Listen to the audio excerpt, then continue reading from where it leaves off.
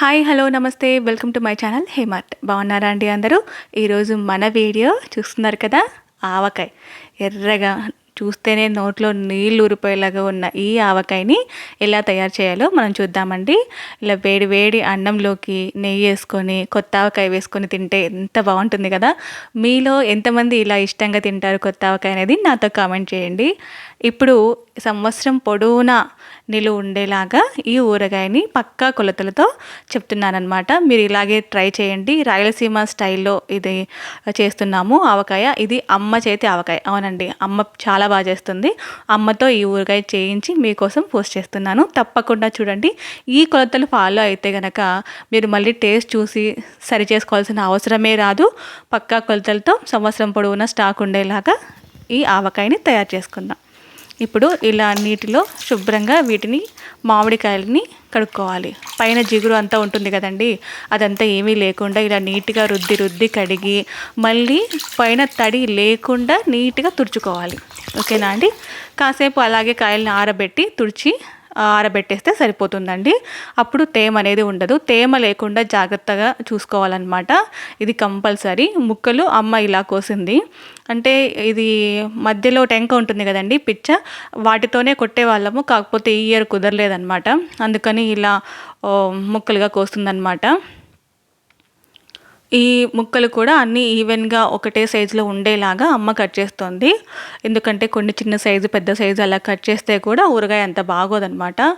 అందుకని అన్నీ ఒకే సైజులో వచ్చేలాగా అమ్మ కటింగ్ చేసింది.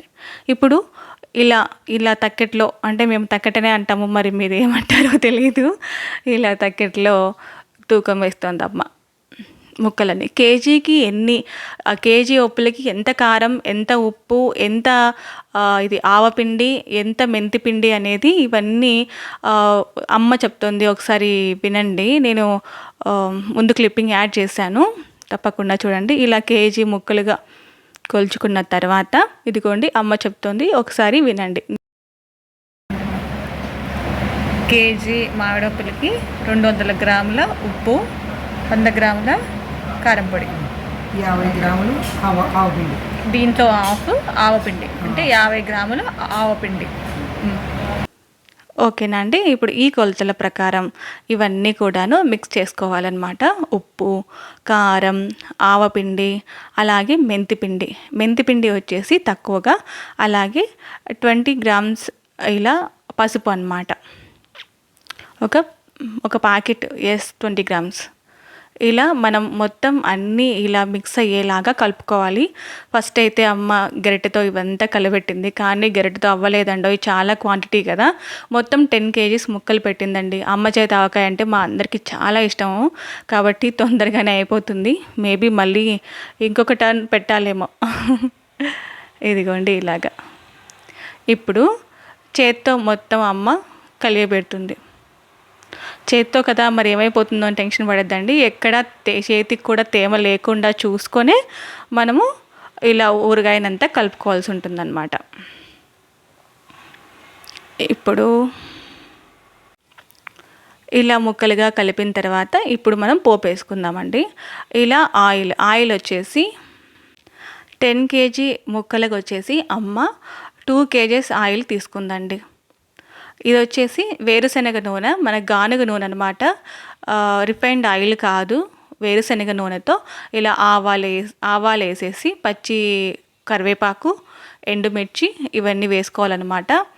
ఇవి చిటపటలాడిన తర్వాత వేడి ఉన్నప్పుడు నూనె వెల్లుల్లి వేయకూడదండి. వెల్లుల్లి మన ఇష్టం, మన క్వాంటిటీ. అంటే కొంచెం బాగా వేసుకున్న వాళ్ళు ఎక్కువ వేసుకుంటారు, మీడియంగా వేసుకున్న వాళ్ళు తక్కువగానే వేసుకుంటారు. కానీ మేమైతే వెల్లుల్లి చాలా ఎక్కువగానే వేసుకుంటామండి. టేస్ట్ చాలా బాగుంటుంది. ఇది వేడి చల్లారిన తర్వాత మటుకే మీరు వెల్లుల్లి వేసుకోవాలి. లేదు అంటేనా ఆయిల్ పొంగిపోతుందండి, పైకి పొంగుతూనే ఉంటుంది, అస్సలు కంట్రోల్ చేయలేము. ఓకేనా? గోరువెచ్చగా ఉన్నప్పుడు మాత్రమే వెల్లుల్లి వేసుకొని ఇలా వేయించుకోండి. మీరు ఈ వేయించుకున్న నూనెని చూసారా ఇలా చూసారా, గోరువెచ్చగా ఉన్నప్పుడు వేసా కూడా ఇలా అయిందనమాట. అందుకని మళ్ళీ జాగ్రత్తగా చెప్తున్నాను, అస్సలు గోరువెచ్చగా ఉన్నప్పుడు మాత్రమే వెల్లుల్లి వేసుకోండి. ఇలా ఆయిల్ అంతా మనము మొత్తం మన ఆవకాయలోకి వేసేసుకొని కలిపేసుకోవాలి. ఇలా కలుపుకున్న తర్వాత దీన్ని ఇలాగే వదిలేయకూడదు అనమాట. ఒక 2 డేస్, ఆ తర్వాత 2 డేస్ కూడా మళ్ళీ కలిపెట్టుకోవాలన్నమాట. మళ్ళీ కలుపుకోవాలి, లేకపోతే ఉప్పు ఒక చోట కారం అయిపో చోట ఇలా ఉంటుంది. నెక్స్ట్ డేకే కొంచెం ఊరిపోతుందండి, కొంచెం ఇదంతా ఉప్పు కారం పట్టేసి ఆయిల్ అంతాను ఊరుతుందన్నమాట. అందుకు ఒక 2 రోజులు, ఆ తర్వాత 2 రోజులు కూడా మళ్ళీ కలుపుకోవాలి. ఇదిగోండి చూడండి, ఇంత కష్టపడితే కానీ మనకు సంవత్సరం పొడవునా ఉండే ఊరగాయ అనేది రెడీ కాదనమాట. కష్టం అంటే తెగ కష్టం అని కాదండి, వీటి పట్ల జాగ్రత్తలు తీసుకోవాలి. అస్సలు తేమ అనేది తగలకుండా చాలా జాగ్రత్త తీసుకోవాలన్నమాట. అప్పుడు మనకి సంవత్సరం పొడవుతా నిలవ ఉంటుంది. ఇదిగోండి ఆ నెక్స్ట్ డే నేను చూపిస్తున్నాను చూడండి, ఎంతగా ఊరిందో కదా, వాటరీగా ఇలా అయిన దాన్ని అమ్మ 2 బకెట్లలో పెట్టేసింది. ప్రస్తుతానికి దగ్గర జాడీలు లేవు కాబట్టి 2 ఇలా ప్లాస్టిక్ బకెట్లలో పెట్టేసి, ఆ నెక్స్ట్ డే ఇలా అంతా మళ్ళీ ఒక్కొక్కటికే తెచ్చేసి అమ్మ అంతా మిక్స్ చేస్తుందన్నమాట. ఇదిగోండి ఇలా మొత్తంగా మిక్స్ చేసిన దాన్ని మళ్ళీ 2 జాడీల్లోకి అమ్మ తీసి పెట్టేస్తుంది. ఇది సంవత్సరం పొడవునా ఇలాగే ఉంటుంది. ఇప్పటి నుంచి మన ఛానల్లో వంటలు, రాయలసీమ స్పెషల్ వంటలు కంపల్సరీగా రాబోతున్నాయి. అలాగే వ్లాగ్స్, షాపింగ్ టిప్స్, నేను ఏమేమి షాపింగ్ చేస్తాను, ఎలా చేస్తాను, ఎంత రీజనబుల్గా ఎలా వెతుకుతాను అనేవి, ఇవన్నీ కూడా టిప్స్తో సహా మీ అందరితోనూ షేర్ చేసుకుంటానండి. రాయలసీమ స్టైల్లో వంటలు కూడా షేర్ చేసుకుంటాను. అలాగే స్టిచ్చింగ్ కూడా వస్తుందండి. స్టిచ్చింగ్ కూడా కొంచెం మెల్లిమెల్లిగా స్టిచ్చింగ్ వీడియోస్ కూడా అప్లోడ్ చేస్తాను. తప్పకుండా చూడండి. నా ఈ వీడియో మీకు నచ్చితే లైక్ చేయండి, షేర్ చేయండి, మీ అందరికీ, మీ రిలేటివ్స్కి షేర్ చేయండి. థ్యాంక్ యూ ఫర్ వాచింగ్ అండి.